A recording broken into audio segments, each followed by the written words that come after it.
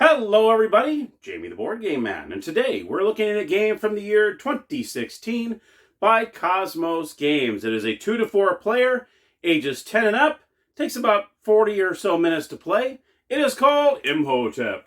Now in this game you are trying to get the most points, and you're filling your sled with stones. You're one stone at a time, you're loading it onto the ship, and a ship gets sailed to 5 different ports.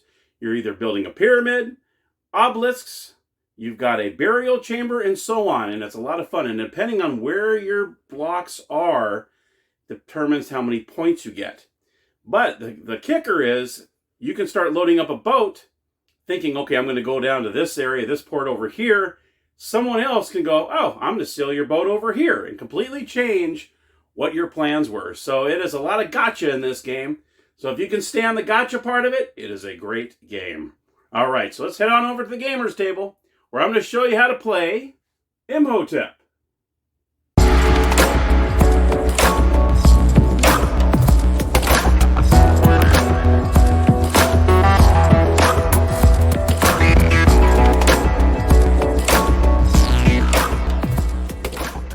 All right, here we are at the gamers table with Imhotep, the builder of Egypt. Let's check it out. Okay. So, what I'm going to do is I'm going to go over the components of the game, and I'll show you the setup, and then, of course, how to play. So you have your instruction booklet right here. You also have your sleds, one for each player. You got black, gray, white, and brown. You'll also see the cubes for both players. You have the white and the gray in here, and you have the red and the black in here. You also have the ships that you'll be utilizing to go to the different ports, which are right here. Here are the 5 different ports. You have a market, a temple, burial chamber, obelisks, and pyramids. You also have your score tracker. Then you also have the boat cards, because every round it'll tell you what kind of boats you're going to put out there, whether it holds 2, 3, or 4. And you also have the market cards over here. All right, so let me go ahead and get this set up for gameplay. All right, so let's go ahead and go through the setup. First, you're going to choose a number sled, and you're going to grab all the blocks that are that corresponding color. So I took all the blacks, the grays, and the whites. You're going to take one of each and place it on the score tracker here. So I'm going to go ahead and place a black one, gray one, and a white one, and place them on the score tracker on 0. Okay. Then what you're going to do is you're going to take these little cards here that have the boats, and there's 7 of them. You're going to shuffle them around. You're going to take one out, and then this is going to tell you which boats are going to be out here ready to sail. Let's go ahead and set this aside over here. So, we're going to begin the game, because you're going to play 6 rounds, okay? Now, on these cards, you will have different heads on them. So, for instance, in this one, you have 3 heads on this, which represents a 3-player game. These ones here have 4 heads on them for a 4-player game, and then you also have cards that have 2 heads on them for a 2-player game. So, in this case, we have a 3-player game. I'm going to go ahead and take the 2s and the 4s out, and I will leave the 3s in. You're going to play 6 rounds, and like I said, you're going to have 7 of each. You're going to shuffle them, take one out, and then play with the 6 that you have here. So in this game, we're going to have a 4-seater, which we'll put over here. We'll have a 3-seater, all right, and then we're going to have 2 2-seaters. All right, so we're going to do it just like this. And unfortunately, while I was doing the setup, I realized I am missing the 1-seater. There's one boat with 1-seater, and it's missing. So that's kind of a bummer, but anyway, I guess I'll be on the hunt for that. Okay, so this round, these are the boats that will be available to each player. Now, how many of these blocks do you begin with? Well, if you're the first player, you're going to begin with 2. If you're the second player, you begin with 3. If you are the third player, you'll begin with 4. And if you have a 4-player game, then the 4th player will get all 5. That's where they get rewarded when it comes to them being last, okay? You're also going to go ahead and place the 5 ports up here, which I'll go over in a few minutes here. You have the market, temple, pyramids, burial chamber, and obelisks. Okay, these are what you're trying to build along the way, and depending on where the blocks are, that's how many points you get. For the market, you'll have these cards. This is what the market looks like in the back. And you're going to go ahead and deal 4 cards out here, like so. All right. Now, the color on top of these cards represents what kind of card it is. Okay. A blue card usually means is an action card. This is something you can hold in front of you until the time comes when you want to use it. So in this case, this is the chisel. It'll give you place 2 stones on one ship or place 1 stone on each of 2 ships. So that's pretty cool. Now you have the green, and these represent at the end of the game points. So you hang on to these till the end of the game, and then you divvy up your points at the end of the game. That's what the green tops are for. The purples at the end of the game as well. This is a statue card. So depending on how many of these cards you get, depends how many points you get. So if you have 1, you see it's 1. If you get 2, you get 3 points, and so on. That's the statue cards. These red ones are done immediately. So as soon as you choose one of these from the market, you will do what it says in there immediately. With this one says place 1 stone from the quarry in the burial chamber. I'll go over that. All right. So those are the 4 different colors that you can get in the marketplace. Red is immediately, purple is at the end of the game, same with green is at the end of the game, and blue is done whenever you feel like you put it in front of you, and then you play it whenever you do it, and that is one of your actions. Now let me go over the different actions you can do in the game, what you can do on your turn. One action which you can do is you can add up to 3 stones in your sled. You can never have more than 5 stones in your sled. That is the maximum you can have in this game. So for instance, if I only had 2 here, I can choose on my action to just go ahead and fill it up to 3. Okay, I can say, okay, I want to add 3 more blocks to my sled. Because you don't want to run out of blocks. Because then you have to do something else. You won't be able to do that. But that's one of the moves you can do, is put 3. Now, if this player only has 2 that are empty, but say he chooses to fill up his sled, because maybe it's at the end of the round, and you want to make sure he has all 5 beginning the next round. Obviously, you can't go up to 6, so he would only take 2 stones. 3 is the maximum stones you can get, but if you don't have room for 3, well, then you can only do the maximum you can do. So that player would get the 2 more. Okay, and you can do that at any time. Even this player. If this player wants to fill up their sled with only 1, I know it's kind of a waste of a turn, but if they wanted to, they can do that, and they can only add 1. 5 is the max. Okay, so that is one of your turns that you can do. Another turn is placing one of the blocks from your sled onto one of these boats. So say, for instance, I can go, okay, I'm going to put this here. Now, you can put it here if you wanted to. On this 3-seater, you can put it back here if you want, or in the middle, and I'll be going over that, the importance of doing that, okay? So that is one of your moves as well. You never take from your quarry unless you're adding to here, or unless there's a card that tells you to place from your quarry into one of these spots. So you'll always take from your sled. So let's just say on my turn, I'm going to go ahead and place 1 here, okay? And that would be my turn. Another option of turns, besides filling up your sled and placing a block on a boat, is you can sail a boat. Let's say, for instance, I had a black one here. This player had a gray one here. And on my turn, I can decide to go ahead and set sail. I can choose any one of these 5 that I so desire, okay? Even if, let's say, a white and a gray was on this boat and it's my turn, I can choose to sail that boat even if I don't have a block on there. That's good strategy there. You can see what they're trying to do. You go, oh no, you're not going to get that 4 points in the middle there. No, I'm going to sail this over here and completely wreck their game. That's what I mean by the gotcha part of this. Even if you're not even involved in that boat and it's my turn, I can ship, or I can set sail that boat and pick any one of these docks to send that boat to, because I see what they're trying to do. Okay, so you can do that. So that's a cool thing about this game too. I like that aspect. I think it's kind of cool. Okay, or if you have one of those blue cards, like I said earlier, and you have it in front of you, you can use that one action you have to play that blue card.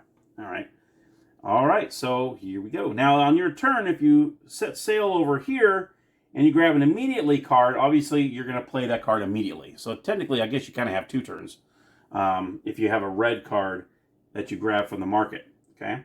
All right. So those are the different options you can do in the game. Let me go ahead and go over these here. Now, obviously, in the market, let's just say we had a black one here, we had a gray one here. Let's just say we had a white one here, and we decided to go ahead and set sail. Now, the minimum you can have on each one of these boats has a little block in the front. You see the little block in the front there? The minimum you have to have on this boat in order for it to set sail, you need at least 1 block on there. This one here, there's a 3-seater. you need at least 2 that are on there. So it's always 1 less than what the boat's capacity is. So the minimum you have to have, so you have only 1 block on this one cannot go because you need a minimum of 2 on there. Same with this boat here. The 4-seater, you need, see the little stones in the front there? They have 3 stones right up here. And you can see there's 3 stones. So the minimum you can have on this boat is 3 in order for it to set sail. So if there's only 2 on here, I cannot set sail to this boat until there's 3. So let's just say, for instance, we have 3 blocks on here. Comes back to me, I want to set sail. I set it to the market. Now, since I'm first in the boat, I'm able to pick first. So let's just say I choose the chisel. So I'm going to take this boat, I'm going to take the block, I'm going to take it out, put it back in my quarry, and this would become mine. I place this in front of me. Now the next player would go. So say Gray decides I'm going to pick this sarcophagus. Okay, so he goes ahead, takes this card. Now he's going to play it immediately. Okay, and this is in the burial chamber, which I'll go over in a second. We'll go over that in a minute. And the third player will choose between one of the 2 that are remaining. Let's just say he chooses a statue. So he's going to choose a statue. This stays in front because that's the end of the game kind of point. Each one of these points can, each one of these ports can only be visited 1 per round. So once a boat goes there, you cannot set another boat over there. That's it. It's done. Now you got 4 to choose from. Every round, there's going to be 1 port that's not visited, obviously. Okay, so let's just say we'll use the same as last time. This boat's ready to set sail. And we set sail to the temple. Dun, dun, dun, dun, dun, dun, dun. We set port at the temple. The temple is pretty cool. What happens here is there are blocks. Let me show you up close here. There are squares here that you're going to place in here. Now, you're only going to utilize this last one if it's a 3 or 4 player game, which we have a 3 player here, so you're good. But if it's only a 2 player, you will not use this final square. You're only going to use 4. Okay. Each player, and this really depends on the matter, in the order that you're in here. Gray would go first, black would go second, and white would go third. All right. Now, how you score points, this is at the end of every round. So at the end of every round, you're going to go ahead and add them to your score tracker. Now you see here, you're going to look from above to see what colors are showing. In this case, we have 1 for gray, 1 for black, 1 for white. So everyone's going to score 1 point. Now let me give you another example. Let's say it's a later round, and say I'm the only boat that went over here with 1. I would place 1 here. Okay. Now I would get 2 points because now I have 2 blacks showing, and then this person will get 1, and this person will get 1. At the end of every round, you always look at this temple, and you get points. So in this case, if this was the end of the second round, okay, if we're all on 1 point from the first round, gray would get 1 more point, white would get 1 more point, but black would get 2 points because you have 2 from showing above. Now let's just say this is the example here. I cover that gray, and now now when you're looking from above, now I have 3 showing. So now I'm going to get 3 points, 1 point, and 1 point at the end of that round. So you start building on top of these 5. And let's just say gray covered up my black here. All right. Then, of course, black would get 2 points, gray would get 2 points, and white would get 1 point. So that's how the scoring works for this. And like I said, it's at the end of every round. And it says right on here, assess points at the end of every round. So you don't have to remember. And it says earn 1 point for each stone that is visible from above. So that's how the scoring works on the temple. The pyramids. This is a pretty fun one. This is actually pretty cool. As you lay down blocks, you're going to go down each row. You're going to go 1, 2, 3, 1, 2. That's how you do this. And of course, the number you land on, which I'll show you up close here. That way you can see it. The number you land on is the number of points you get immediately. This is as at the end of every round. Oh, actually, no, it's not the end of every round. It's immediately. So as soon as you lay down that block, you immediately get those points. You go to the score tracker and give yourself points. So let's give you an example. Let's just use these same blocks here. Let's just say I had, let's do a 3 here. Let's just say I had black, black, and gray. Let's just say that, and we sail right here. The black would be on the top one. I would get 2 points for that. I get the next one, that's 1 point, so I would get 3 points total. and then the gray would take over that number 3 there. So actually, we end up tying there. So I would end up getting 3 points, 1, 2, 3, and gray would end up getting 3 points, 1, 2, 3. And that's how that would work, okay? You continue on. Let's just say the next players, you can see there's a 2 and a 4 there, so the next 2 players, let's just say this person would get 2 points, the black would get 4 points, and so on, 3. Let's go ahead and fill up this, and I'll tell you how the points go after that. Okay. All right, after you fill that up, as you can see right here, there's points here as well. So you would continue. This is a 2-pointer. The next one would be a 3-pointer. Next one would be a 1-pointer. See the way it's going 2, 3, 1, 3. Okay. And then you do one more at the very top. It's worth 4 points. Let's say gray got that. He would get 4 points. And then for each additional block that's placed on there, it says right here, each additional stone is worth 1 point. So if I want to add another one here, I would just set this to the side here, and I would get 1 additional point for every block that's over here. That is how the pyramids work. I really like the pyramid one. That's one of the ones I really like. Okay, let's go to the burial chamber. Dun, dun, dun. The burial chamber, I'll show you up close here, depends on the number of consecutive blocks you have connecting each other. Will depend how many points you get down here where my finger is here. Okay, so let me go ahead and show you an example for the burial chamber. Let's just say, like I said, we have blocks coming here. Okay, we sail in here. Obviously, the gray goes first. And you're going to do the same as the pyramids. You're going to go down each row. Okay, so gray would go here. White would go here.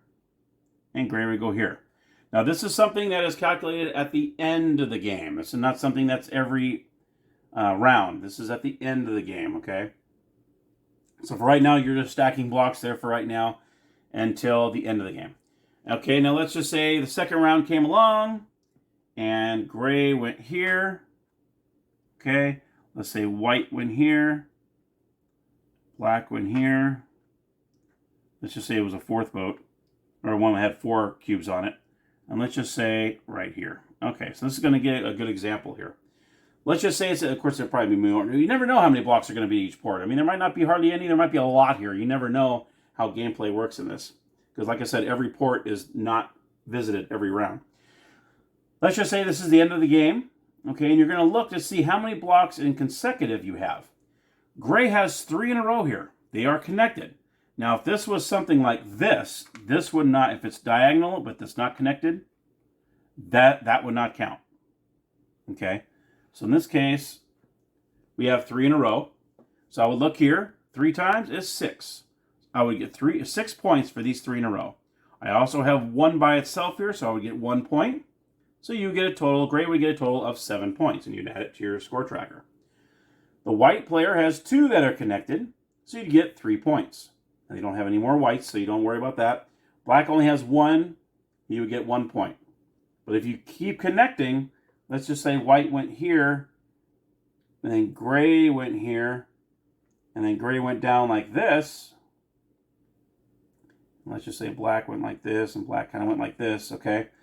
So this is 5 consecutive ones I have next to each other that are adjacent to each other. So I got 5, so you can look here, 5 is 15 points. And of course I get 1 point for this one. Any additional ones beyond 15, let's just say I had another one here, you would get 2 points for each additional one. So in this case, I would get 17 points for these, and I get 1 point for this one. So I'd have 18 points for the burial chamber. And that is how the burial chamber works. Now we're going to look at the obelisks. The obelisks is ones that you're going to keep stacking up and up and up. And it depends on how many you have, depends on how many points you get, and depends on the number of players. So you can see right here, here's the obelisks. And you see 1 is for each color. So every time a black stone comes over, you're always going to put it on the black, white, so on. Depends on how many points you have. So in a 2-player game, if you have the most stacked, you get 10 points. Second place would get 1. Now in this case, we're looking at 3 players. So the first place would get 12 points, second place would get 6, and third place would get 1. All right. If there's a tie, obviously you would split it, and you would round down if you had to. So say, for instance, in this one, if 2 players tied for first, that's an easy split. It's 12 points. Each player would get 6 points. If there is a tie for second, obviously you split that as 3 points. And that is all the ports. That's how all the ports work. Each round, you're going to do the same thing. Each player is going to go ahead and you're going to sail 4 of these every round. At the end of every round, one of them is just not going to be visited. And then you go ahead, you take the boats, all right? And you're going to go ahead and draw a new card for the second round. This one says 3 3s and a 2. So you're going to go ahead and place one here. We got a 2. Let's place the other 3s here. And there you have it. And then you're ready for the second round. That's when you're going to start playing the second round. And you want to always keep track of your sled. You want to make sure you always try to have some blocks in there. If you run out, okay, next turn, you're going to go ahead and grab 3 stones. And you'll be back to 3. If you choose to fill up, you can go on your next turn. You can go ahead and fill up to 2 more, and that way you're maximum at 5. And you always want to keep track of everybody else's, because if everybody else is starting to get low, you might want to maybe take advantage and get a bunch more. That way you have that one extra turn when everyone else is trying to refill their sleds. You're going to do that 6 rounds. That's how that works. Now, at the end of every round, you're going to replenish these cards. You're going to take any cards that were not taken, and they are discarded from the game. And you're going to replenish with all 4 new. Even if there's any left over, maybe no one visited the market. You're always wiped clean, and you always put 4 more out here at the beginning of every round. You put them out there. All right. There is a B side to all these, which play a little differently. You can see here. These, like the burial chamber here, your points earned per row. Most to fewest. So each row, you look and see who has the most in each row, who has the least in each row, and so on. Pyramids are a little different. You have multi-pyramids that you're doing. And you can see here, when you reach certain areas here, you'll be rewarded with something like 1. You get 1 point plus a card, a market card. So that's pretty cool. This is at the immediately, as soon as you place it, you score points immediately, and so on. Okay, this one you get 1 point, and you're allowed to place a block on a boat. This one you're allowed to add 3 from your quarry to your sled. So it gives you a little extra, play in this game. The temple B side. This allows you get 1 point, and you get to grab 2 and put it in your sled. This is just straight up 2 points. This is the same as this one over here. You get 1 point and 2 blocks. This one gives you a card, and so on. So that, and of course, at the end of the round, that's where you see visible from above. So it's the same thing. It just adds little bonuses along the way. So it's pretty cool. The market, go ahead and dump these cards off. You flip over the market, place 2 cards face down. Place 2 face down cards here. Keep 1 card. So that's cool how that works. So you can actually grab 2 and choose which one you want to get. So each one of these is different on the B side. It's actually really, really cool. So like I said, there's an expansion that has a C and a D side that you can play as well, which I definitely want to look into possibly getting. If you guys let me know whether it's good or not, worth it to get it, that would be great. As soon as you go through all 6 of these boat cards, the game is over. You will total up all your points, especially these 2 here, the burial chamber and also the obelisk. These are 2 that you add at the end of the game, okay? You're also going to count up all your statue cards that you have. Each one of these statue cards, you have to, depending on how many you have, these give you points at the end of the game. And each one of these cards that you did not use at the end of the game, you get 1 point each for those. And that, my friends, is Imhotep. So let's head on over to the game room, and I'll give you my final thoughts. All right, so my final thoughts on Imhotep. If you can't already tell already, I enjoy this game. I really do. It's a lot of fun. It's on BGA, so I was kind of happy to see it was on BGA, a board game arena, so I was able to play a few games on there, and I like it. I don't mind the gacha part of it. Some people are like, oh, if it's gacha, I don't want it, and that's fine. Some people don't like the gacha. This has a lot of gacha in it. I mean, you're loading a boat thinking, okay, I'm going to send this over the obelisk, I'm going to have more, and all of a sudden, nope, you're going over on this side to the burial chamber, which, the way my blocks lay, it doesn't matter what they do. And so it really, and you got to really, it's a very strategic game where you're looking at all 5, trying to figure out, okay, now if I do this and this, the opponent might bring it over here. So I got to be careful, because that's probably exactly what they're trying to do. They're going to score 4 points on here, while I only score 1 if I put my block there. Really cool, and I like that there's special cards in the game. where you can actually, automatically load up from the quarry into your sled, and then you can actually put a block on the boat and then sail the boat. I mean, there's some that are really good. Or you can switch the order of the blocks on a boat. That could be huge too. So, and then you got the statue cards as well. If you gain a few of those and you get those extra points at the end of the game. I actually won one game on BGA because I had 2 statues. It was 3 points. It was that tight. And just because I snagged those 2 statue cards, that's what got me the game. Because sometimes it's really, really tight. But yeah, this is a great game. Let me go ahead and give it a thumbs up here because I enjoy it. I know that there is an expansion out there for it. I definitely want to look into getting that. That has a side C and D. There's a few more cards in it. There's also Imhotep the Duel that I saw that's out there. So eventually I might try to might look into getting that and adding it too. But just getting the base game over McKay's, I was very happy. And that's what's the beauty about games. I mean, this game has been out, 7 years now?